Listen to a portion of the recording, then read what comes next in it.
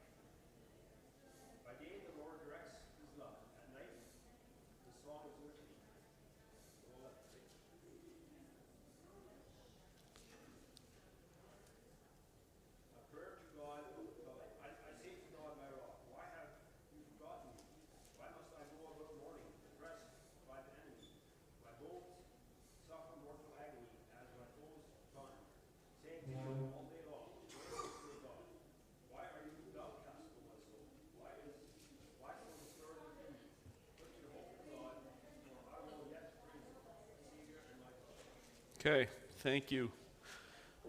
So we've been in the Psalms a fair bit in this chapter, and there again is obviously turmoil, experiential kind of talk that David himself knew what this turmoil was like, what it felt like for God to be far away, for him to be downcast, for assurance to be snuffed out.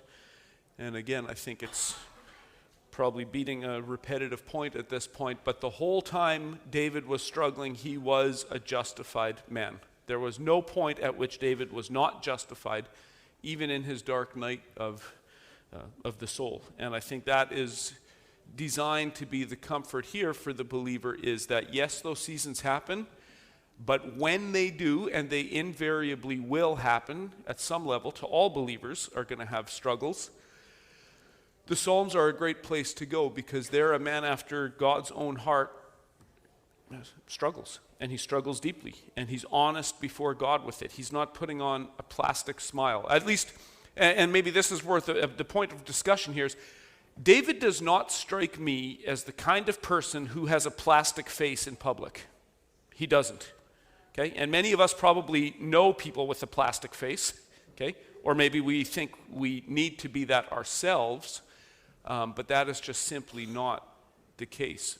So I'm wondering, how do we understand here that we don't need to tell everybody all of our struggles all the time? That gets burdensome and annoying if people are always spleen venting, I always call it, okay?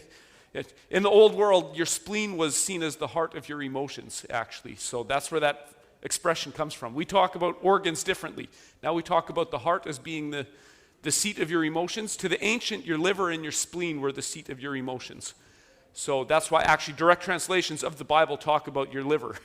Your liver, and that's meant to refer to your emotions, but be that as it may.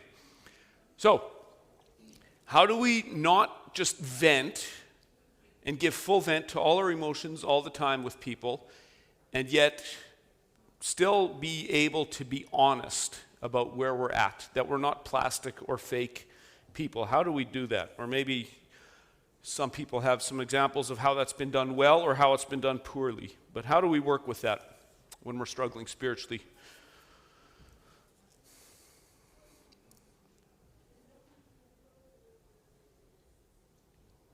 Nope.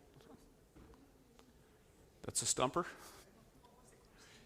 The question is, how do we not just vent all the time? It becomes very burdensome if somebody, and I'll give an example. I knew this is nobody even in this province, so don't try to guess, because it's nobody that any of you know, I promise. But when we lived in the States, there was one lady who almost died every week. And they got a miracle every week, but she almost died, and it was extremely traumatic every week. And there was always prayer requests at church, and every week she had almost died. And eventually that kind of gets discounted. At least to me, I tend to discount that, because you can't almost die that often, in my mind. But some people always are venting, or there's always something coming out, which I think we'd agree isn't healthy. But then some people are plastic and pretend like everything is all good when it's not. It's like when So, people ask you, how are you? And not every time you're going to tell them everything. that's right. Depending on the level of relationship with that person, either you might just say good and keep walking, or it might actually be an opportunity to have a meaningful conversation. Yeah. So when do we know, how do we know when it's appropriate to be honest with other believers, and how do we know when it's time to, stiff up our lip and keep driving on? Lisa and then Ron.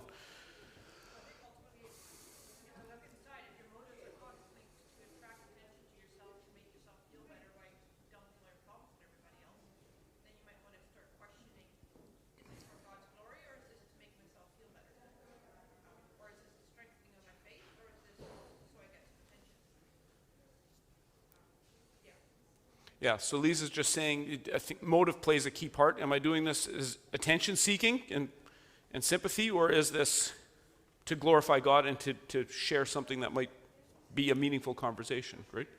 Or strengthen your faith? Yep. To be encouraged or to give encouragement? Yep. Ron?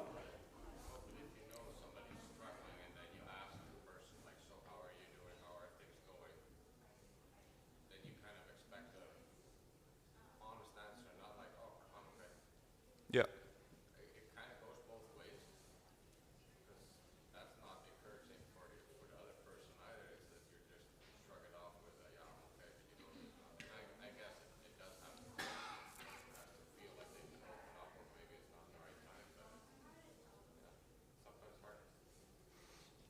Yeah, so Ron's mentioning from the standpoint of the person who's not struggling, from, let's say, a Christian friend, that even the way we ask, if we know somebody's struggling, how are you doing, isn't just a throwaway question, right? We're leaving an opening for someone who we know is struggling to be able to open up if they want to, right? And I think that's important too. So what do we make with David's honesty before the Lord in the Psalms? Is that a good strategy, or is that an irreverent strategy? David saying, you're crushing my bones, how long does this have to go on? Is that honest, or is that irreverent? What do we do with that? I think being honest before God first can prevent spleen venting among people later on, because I think sometimes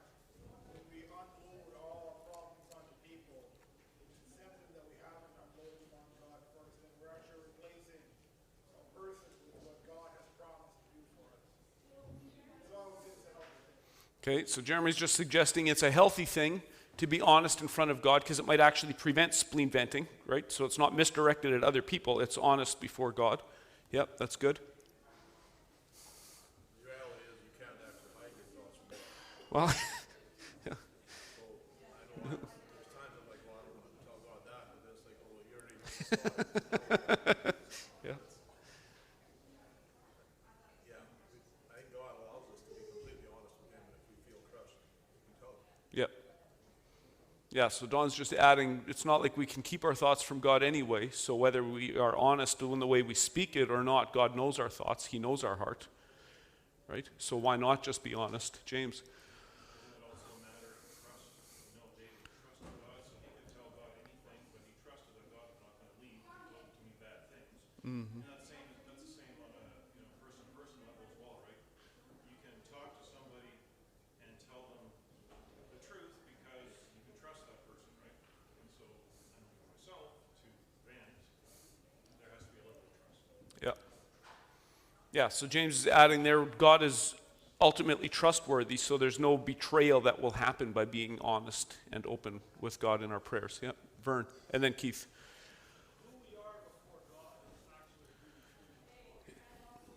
Yeah. Yep. No, and that's a great point. Vern has just mentioned that who we are before God is who we actually are. When there's no audience to perform for, just us and God, that is the true us, absolutely. Yep, very good. Keith. Application for such as a brother who needs a rebuke or church discipline, we see a level of lowest amount of pressure possible to increase the pressure with time. I think there's wisdom in that principle that goes beyond just that. I think that method also works well for who do you vent to and who do you go to, but ultimately God is there before every level or along that path. So if something does require help from more people, by all means help more people. But I think there's a degree of wisdom in keeping it to the people that can actually help you efficaciously on the level that way you're prevented from becoming everyone's problem. I don't need the help of an entire town perhaps if my car breaks down. I go to the one person who can actually fix the car. Right, yeah, I think there's wisdom there too. So if you didn't hear Keith, he's just mentioning, just like the principle in Matthew 18, where it's wise in a corrective sense to always use the minimum amount of force. That's, I think, clearly what's being taught there. Only escalate if there's a need to. So Keith is applying that to how we talk to other people, rather than letting the whole town know, something is wrong. If you're broken down, maybe talk to your mechanic friend rather than venting that to everybody. I think there's wisdom there. Gossip of yourself. Yeah. Application, you wouldn't tell someone else's problems to everyone because that's unnecessary, especially for your own problems. You would tell that to everyone the same way it's unnecessary for you to receive. Yep. Yeah, no, there is a certain reverence in being a little bit guarded and talking to people that can actually help us rather than advertising. Yeah. I also think habitual venters are a little low on the gratitude skill. Yeah. It's very easy to become navel-gazing and count all your problems, but stop for a minute and go to the blessing side. It can change your perspective. Yeah. Don just mentioned, again, if you didn't hear it, people who are always venting tend to not be the thankful people in our lives, right? They're focused on the problems rather than what we can be thankful for. Absolutely. I'm going to intensify the problem here a little bit. If we're talking about the Psalms, if we're talking about being honest with God, I read a counseling book a number of years ago where it was talking about honesty with God when we're struggling like this. And it mentioned there that it is okay to be angry with God. And in fact, that is a helpful step to us forgiving God. So what do we do with that? It's okay to be angry with God because that's a helpful step in us being able to forgive God. Is that helpful counseling advice?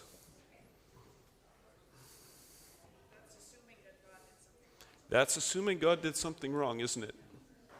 I had to put this book down because I thought that's blasphemous. That's accusing God. That's no longer being honest before God. To be angry at God means he has violated us, which is absolutely impossible. And to forgive God assumes I am in a position of moral superiority over God, because that's what forgiveness ultimately is a morally superior person, at least in a particular situation, being able to forgive the offending party.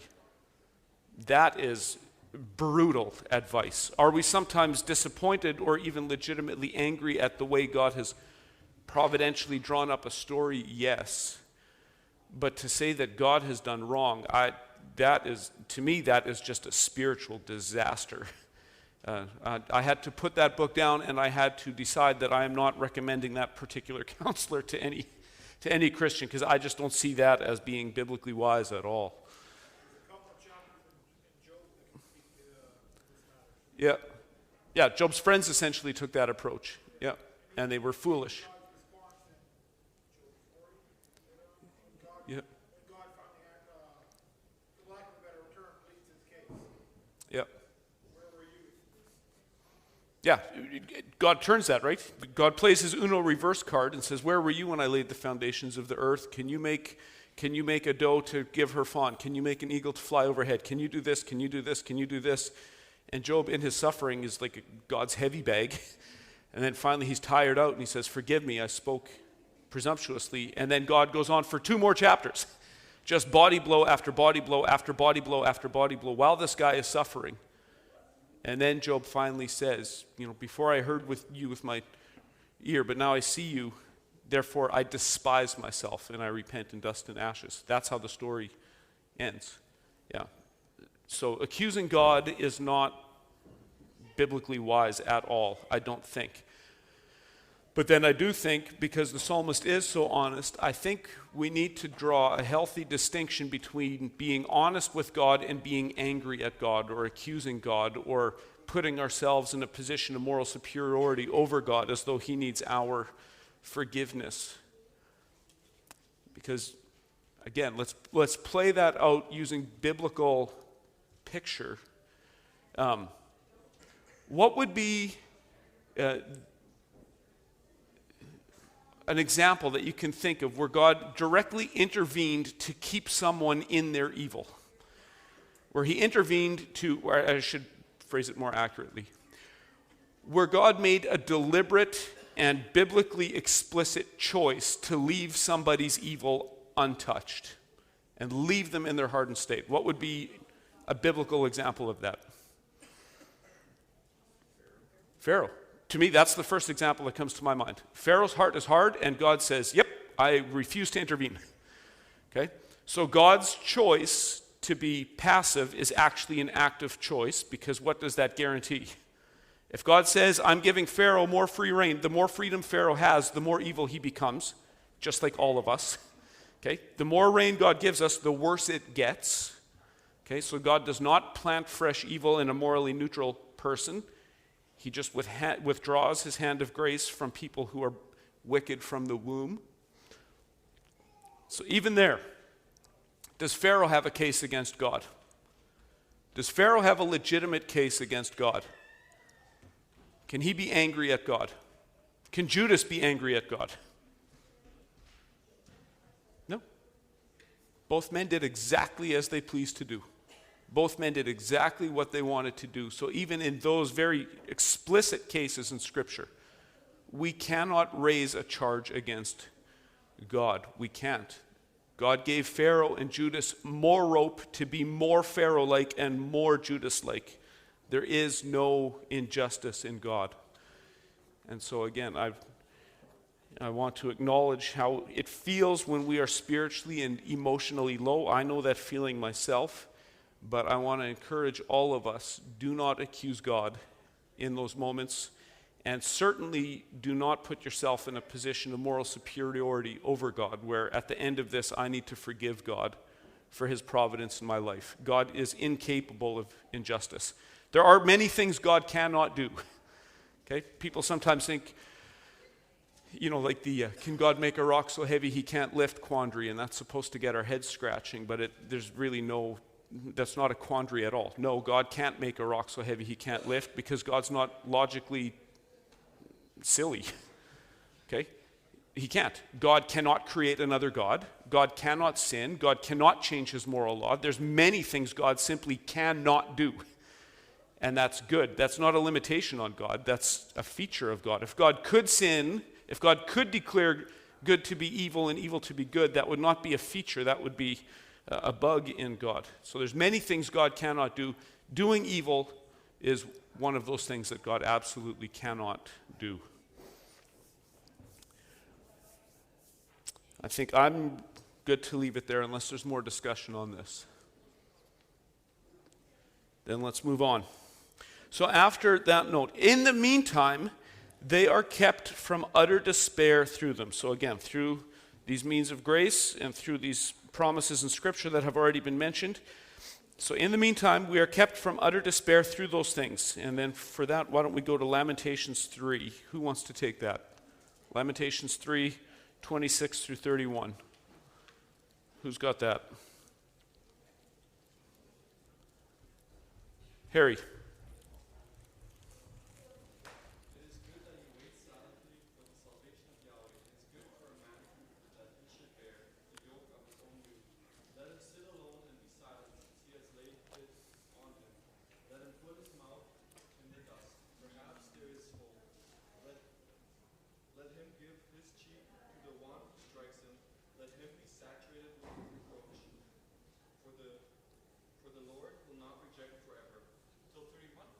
Till 31, yep. You got it there? Okay, thank you. Okay, so there it is. So we wait patiently. God will not be silent forever. We will not feel this way forever. God will come at the right moment. Okay, and so the patient approach, the waiting and trusting approach when life feels difficult is the right one. So in the wisdom and in the providence of God, he uses the people in their particular circumstances to write the things that we need to hear, right? And so often when we pray for patience, God does not give us patience. He gives us opportunities to learn patience, right? He doesn't just zap us with the outcome. What does he do? He sends you a frustration, far worse than the ones you've been struggling with patience about. He'll make the frustration worse. That's how he gives you patience. Okay? I talked to one farmer one time who was a dairy farmer who was really struggling very deeply spiritually, and he felt like God was so far away. And he prayed that God would send him some kind of a reminder that he loved him and that he was not cast out forever. And he prayed that during his morning coffee and devotions, and he went to the barn and his best cow was laying dead in her stall. That's often how God answers our prayers. Okay? God, give me patience. Something extremely difficult is about to come. Okay? God, remind me that you love me. There's your best cow laying dead. No more calves from her, no more milk from her. That's actually matches my experience. That is how God works. Okay? God does not often work with unicorns and glitter. Sometimes he does, but that's not his normal way of working. His normal way of working is difficult and challenging, because evidently that's obviously what we need. And that's good for us, because those are actually the things that are going to stretch us and make our muscles stronger and put another 5 pounds on the bar so we're a little bit stronger for next time. And I'm going to stop there and put it back here. Is that just a very limited experience that God answers our prayers, sometimes almost exactly the opposite of the way we'd like them to be answered? Is that unique to me, or is that a widespread experience? Well, I think, like every hard lesson you go through makes you grow. The good lessons are occasional and there to praise God but it's the hard lessons that make you grow. Yep. Yeah. It's the hard lessons that push us, right? It's the hard lessons that make us grow. Definitely. Yep. Does that match the rest of our experience? God's answers to prayer are frequently different than what we've asked for. And then we have an occasion to trust that the answer we got is good. That's obviously the one we needed.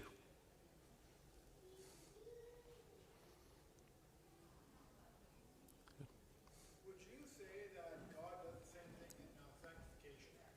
Where when you ask for sanctification in a certain area, God not tempting you, but allows the devil to expose you to more temptation in that area? I don't see why not. Yeah. If you want to pray for your swearing problem and then the hammer hits your thumb 30 seconds later, that would seem like an answer to prayer. Yeah. I don't see why not. Yeah, and that's frequently how it goes. And I want to also, I think I've shared this a little while ago. Forgive me if I did. But exactly how we, and Christians are not immune from this, how we tend to be nostalgic. And I think this actually directly ties into the challenges that God sets in front of us. Nostalgia is wanting today's capacity with yesterday's problems. Okay? 30 years ago was not better than today. It was not. It just simply wasn't. You had very small capacity 30 years ago, and so your problems were small. Now that you're 60, your capacity is far greater than it was when you were 30, and the problems, you've got problems that match your capacity and usually exceed your capacity, and that's all of life. When you're 4 years old and you're starting kindergarten and you have friend problems, that is just beyond your capacity to handle. Just like when you're 45 and you've got severe financial trouble that are just beyond your capacity to handle, it's the same thing. It was not better 30 years ago. Your capacity was smaller. Now with increased capacity, you look back and see those problems as small, but they were not small then. They were just past your ability to handle them as today's problems are. And I think we need to remember that when we work at being sanctified and when we work at trusting the Lord, is to not get nostalgic, but to remember God always sends a test a little bit bigger than what we're able to handle. Okay, and so I'm going to cut against that proverb. God will never give you more than you can handle. That is false. Okay, everything in life is more than you can handle. He will give you His Spirit to strengthen you in that challenge, so that the strength is through the Spirit working in us, not in our innate ability to handle problems. So all of our problems in that sense are bigger than what we can handle, but they're not bigger than what He can handle.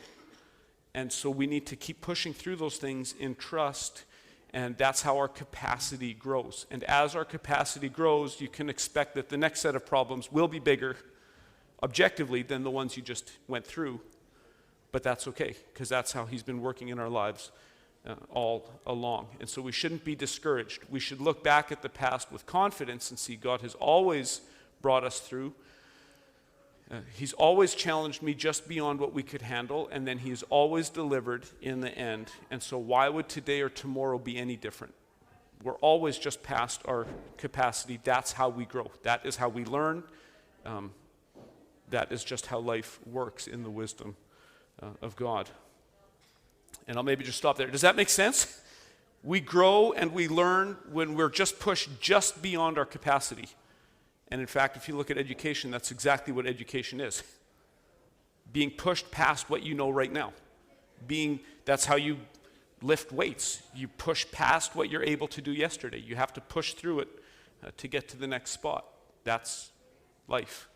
And that's spiritual life as well. And it hurts. More discussion on that. Does that stretching example, does that make sense? That our spiritual life is no different than any other part of our life in that sense? We always need to put a little bit more weight on the bar. Okay, that's how God does it. So different than what the culture tells us. Like, completely flipped upside down. Just to think that we actually always push past what we can handle. We shrink from that instinctively. Yeah.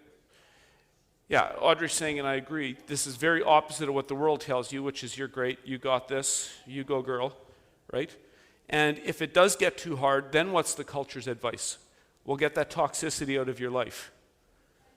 Someone literally made me think about something. Get that toxic person out of your life, right? Somebody frustrated my plans. We'll get that toxic person out of your life.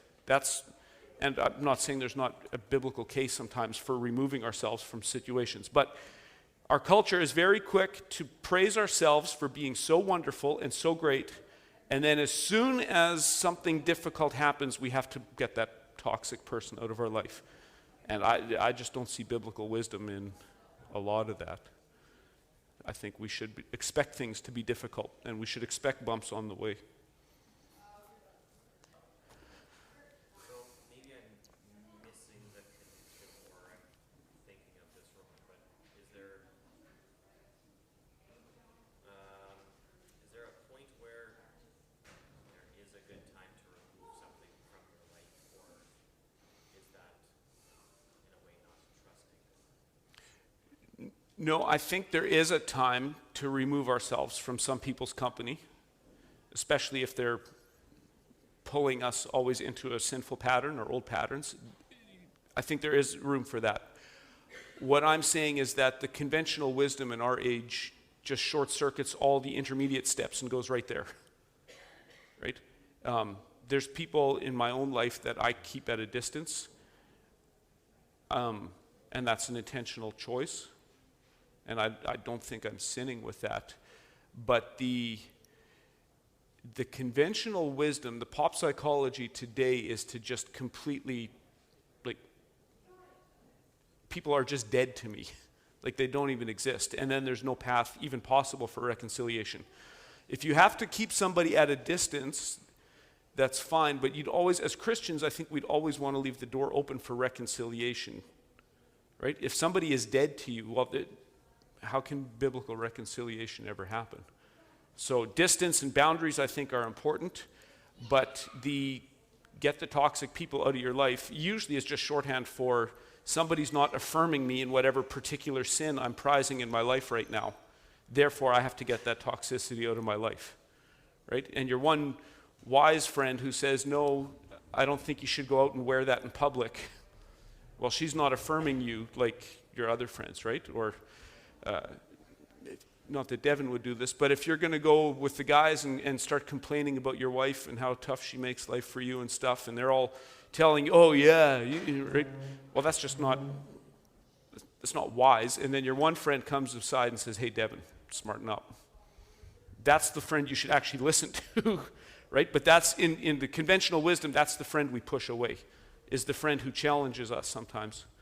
And so boundaries, yes, especially if there's been serious, deep hurt or people pulling us into sinful behaviors. I would just, as a Christian, I think we need to trust in the Lord too, that maybe this situation can change, and let's leave it open that might happen, rather than killing people emotionally, I think. But that, oh yeah. I think that's with situations too. I think in the world nowadays they think that situations are wrong and that something happens that should not have happened. And so that's why you need to get rid of it and it wasn't right. And instead of us thinking, okay, God, this happened. God made this happen for a reason. What is the reason and what can I learn from it and move on that way. And I think that's where the whole God picture is so different, that God works differently than what our human brain thinks should happen. Just like the God is love, and what does that look like? And God should not bring you into difficulties because that's not loving, as this is a different picture of what love is. Yep. That you can actually learn from it. And so yes, like Audrey said, it is so different that it doesn't really make sense to our human brain to say, yeah, this is right.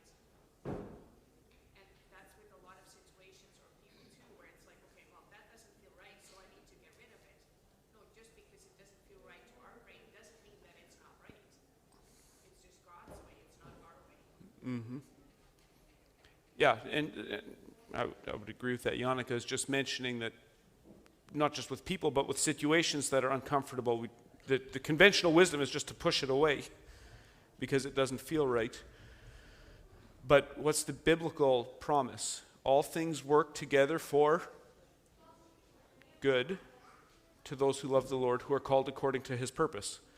So some blessings are very hard, and we actually dislike the blessing.